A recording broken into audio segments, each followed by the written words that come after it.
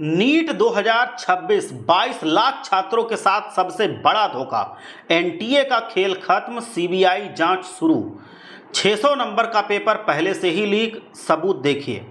NEET 2026 paper leak का वो काला सच जो आपको डरा देगा। नमस्कार दोस्तों, स्वागत है आप सबका। क्या आप कल्पना कर सकते हैं कि एक छात्र साल भर 8-8 घंटे पढ़ाई करता है, 10-10 घंटे पढ़ाई करता है, अपनी खुशियाँ त्याग देता है, नातेदारी रिश्तेदारी त्याग देता है, सिर्फ इसलिए कि वो एक डॉक्टर बनकर देश की सेवा कर सके, मरीजों की सेवा कर सके।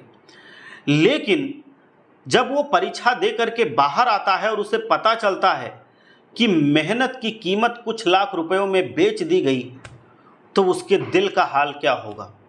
जी हाँ, हम बात कर रहे हैं नीट यूजी 2026 की, जिसे 12 मई को नेशनल टेस्टिंग एजेंसी ने आधिकारिक तौर पर रद्द घोषित कर दिया है। लेकिन सवाल ये नहीं है कि पेपर रद्द हुआ, सवाल ये है कि यह सिस्टम बार बार फेल क्यों हो रहा है। क्या है पूरा मामला, समझ लीजिए। इस बार का ये घोटाला किसी एक सेंटर तक सीमित नहीं है।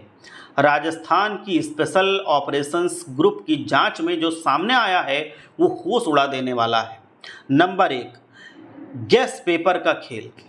परीक्षा से कई दिन पहले एक गैस पेपर व्हाट्सएप पर तैर रहा था जिसमें 410 प्रश्न थे।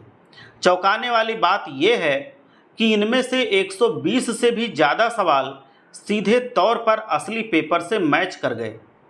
नंबर 2, 600 नंबर की सेंध। रिपोर्ट्स के मुताबिक लीक हुए सवालों की कुल वैल्यू 720 में से 600 नंबर की थी, यानी जिसने वो पेपर देख लिया उसका सिलेक्शन पक्का था। नंबर 3, कीमत की सेल।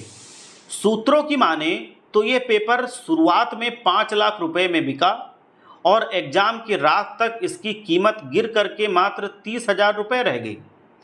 क्या हमारे देश की सबसे प्रतिष्ठित मेडिकल परीक्षा की गरिमा इतनी सस्ती हो गई है? अब जरा क्रोनोलॉजी समझिए। एग्जाम के दिन एनटीए कहता है कि सब कुछ सुरक्षित है, 5G जैमर्स लगे हुए हैं, AI से निगरानी की जा रही है, लेकिन परीक्षा के 9 दिन बाद उन्हें अचानक याद आया कि ट्रांसपेरेंसी के लिए एग्जाम रद्द करना पड़ेगा। यहाँ मेरा सीधा सवाल सरकार और एनटीए से है। अगर आपके पास GPS ट्रैक्ड ट्रांसपोर्ट और बायोमेट्रिक वेरिफिकेशन था तो पेपर व्हाट्सएप तक कैसे पहुंचा? राजस्थान के सीकर और उत्तराखंड के देहरादून के बीच जो ये लीक कॉरिडोर बना हुआ है, इसके मास्टरमाइंड हर बार बच कैसे जाते हैं? 22.8 लाख छात्रों का जो मानसिक उत्पीड़न हुआ उसका मुआवजा कौन देगा? क्या सिर्फ सॉरी बोल करके या नया एग्जाम डेट दे करके जिम्मेदारी खत्म हो जाती है? राजनीति भी गर्मा गई है। राहुल गांधी ने इसे चोरी में भागीदारी करार दिया है, तो वहीं तमिलनाडु के सीएम MK स्टालिन इसे एक बड़ा स्कैम कह रहे हैं। लेकिन राजनीति से परे उन माता पिता के बारे में सोचिए जिन्होंने अपने गहने गिरवी रख के कोचिंग की फीस भरी थी और सोचा था कि बच्चा हमारा डॉक्टर बन जाएगा। एनटीए के डीजी अभिषेक सिंह ने जिम्मेदारी तो ली है और मामला सीबीआई को सौंप दिया गया है। अगले 7 से 10 दिनों में नई तारीखें भी आएंगी, लेकिन क्या नई तारीखों से भरोसा वापस आएगा? जब तक सिस्टम के अंदर बैठे विभीषणों और कोचिंग माफियाओं पर बुलडोजर नहीं चलेगा, तब तक हर सवाल लाखों छात्रों का भविष्य ऐसे ही नीलाम होता रहेगा।